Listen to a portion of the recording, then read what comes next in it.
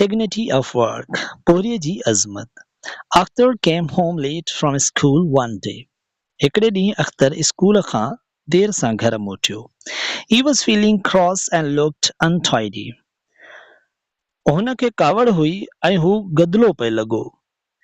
When his mother asked him the reason, he did not answer.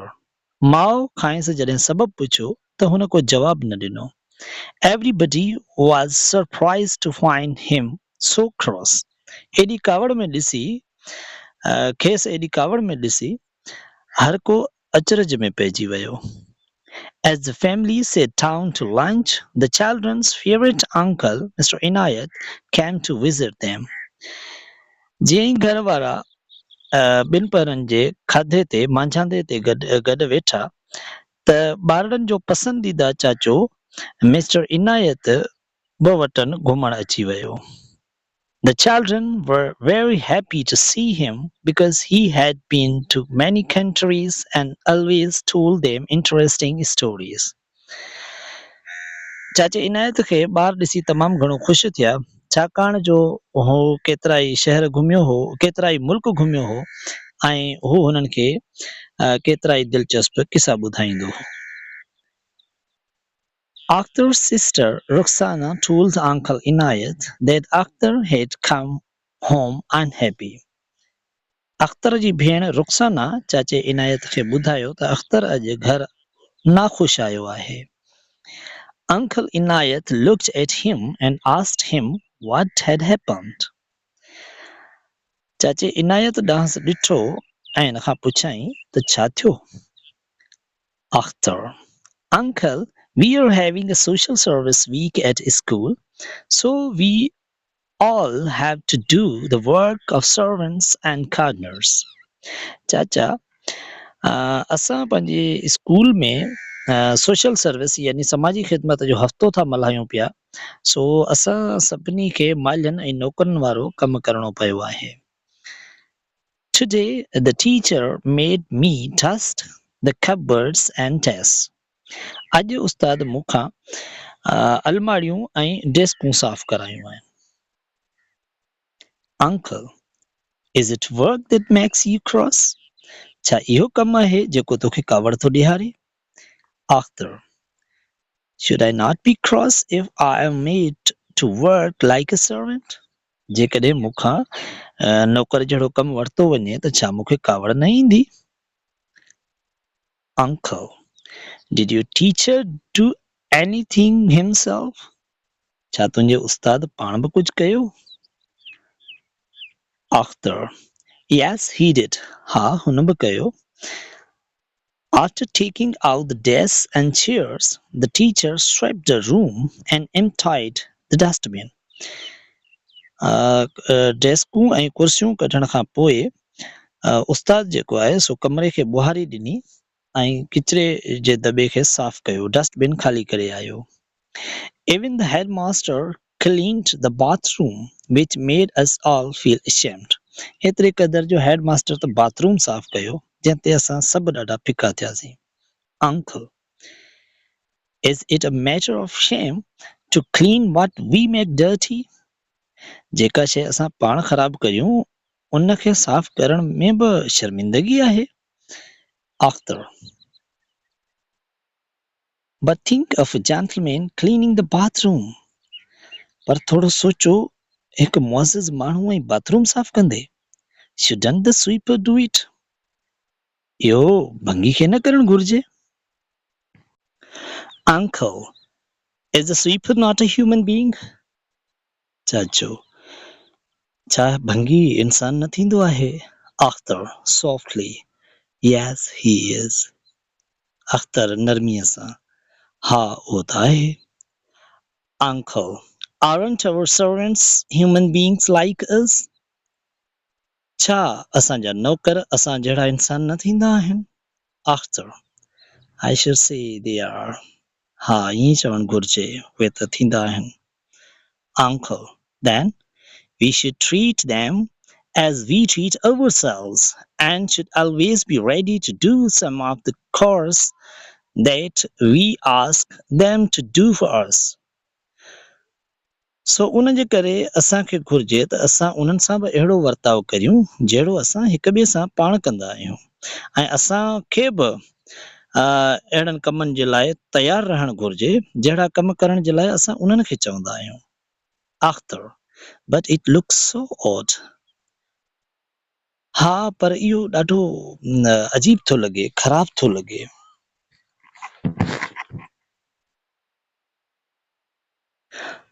Uncle, yes, perhaps it does. हा शायद ईअं थिए थो. However, this is because we have forgotten the noble example of our last holy prophet sallallahu alaihi wasallam. हा शायद उहो उन करे थींदो आहे जो असां पंहिंजे आख़िरी पैगम्बर हज़रत मोहम्मद मुस्तफ़ा सल्लल्लाहु अलैहि वसल्लम जिन जो अज़ीम मिसाल विसारे छॾियो आहे. He would never ask anyone to do anything that he himself would not do. पाण सॻोरा कॾहिं बि को अहिड़ो कमु कंहिं ॿिए खे न चवंदा हुआ जेको पाण न करणु चाहींदा हुआ. He loved doing work for himself and for others. पाण सॻोरा पंहिंजे लाइ ऐं ॿियनि जे लाइ कमु करणु पसंदि फरमाईंदा हुआ. He repaired his own shoes, mended and washed his clothes and swept his room.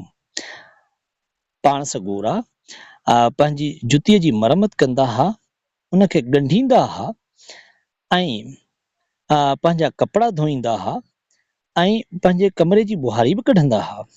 When the mosque was being built in Medina, he carried mud and building material just like all others. जॾहिं मदीने में मस्जिद पे तामीर थी तॾहिं पाण सॻोरनि बि ॿियनि वांगुरु ई मिटी पे खईं ऐं ॿियो सामान पे खयो. During the Battle of Khandak, he joined his companions in digging the trench outside Medina. खंदक जी जंग जे दौरान पंहिंजे असाबनि सॻोरनि सां गॾु पाण सॻोरनि पिणु मदीने जे ॿाहिरां खाई पे खोटी.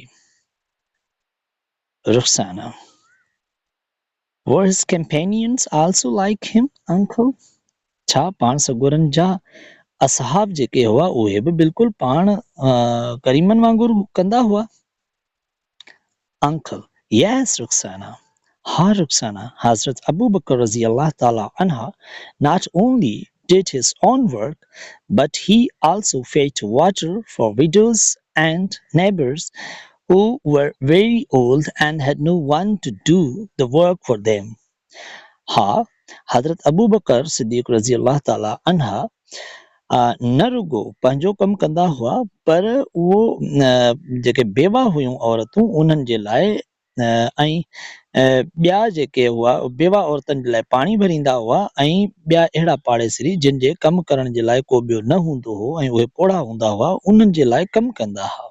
Once Hazrat Umar radiallahu anhu carried a large sack of flour for a needy family on his shoulders. हिक भेरे हज़रत उमर रज़ियल्लाहु अन्हा हिक वॾी अटे जी गोण पंहिंजे कुल्हनि ते हिकिड़ी ज़रूरतमंद ख़ानदान जे लाइ खईं. Hazrat Ali radiallahu ta'ala anhu labored in the garden of a Jew and gave away his wages in charity. ऐं हज़रत अली करमुल्लाह वजह हिक यहूदीअ जे बाग ते कमु कयो ऐं पंहिंजी समूरी ॾिहाड़ी ख़ैरात करे छॾियईं. Roxana, I'm sure there must be many such other examples in our history. यकीनन पंहिंजी तारीख़ में अहिड़ा ॿिया केतिरा ई मिसाल मौजूद हूंदा. Uncle, you're right, Ruxana. बिल्कुल तू सही आहीं रुखसाना. हज़रत फातिमा रज़ी अल्लाह ताला अन्हा fetched water, ground corn and swept the house. हज़रत बीबी फातिमा रज़ी अल्लाह ताला अन्हा पाणी भरींदी हुई ऐं जेको अन्न पीहंदी हुई ऐं घर जी बुहारी बि कढंदी हुई. Caliph Umar bin Abdul Aziz refused to hire a servant to help his wife. ख़लीफ़ो उमर बिन अब्दुल अज़ीज़ जेको हो उन पंहिंजी घर वारी जी मदद जे लाइ नौकर रखण खां इनकार कयो. At the table, Caliph Mamun Rashid served himself and his guests. ऐं महज़ ते जेको ख़लीफ़ो मामून रशीद हो उहो पंहिंजे महिमाननि जी पाण ख़िदमत कंदो हो. Sultan Nasiruddin earned his living by making capes and Emperor Aurangzeb by transcribing the Holy Quran. सुल्तान नसीरुद्दीन जेको हो उहो टोपियूं ठाहे गुज़रान कंदो हो, उहो बि बादशाह हो. ऐं जेको एम्पेरर औरंगज़ेब हो, बादशाह जेको औरंगज़ेब, उहो बि क़ुरान मजीद जा जेके ट्रांसक्रिप्ट यानी उन जी नकल करे लिखत करे मतिलबु कमाईंदो हो. घर पंहिंजो इन्हनि मतिलबु शयुनि ते हलाईंदा हुआ. But uncle, all these are stories of the past. पर चाचा इहे सभु त माज़ीअ जा किस्सा आहिनि. Ruxana, I guess it's not a matter of past or present. Ruxana चयो, मुंहिंजे ख़्याल में इहो माज़ी या हाल जो मसइलो न आहे.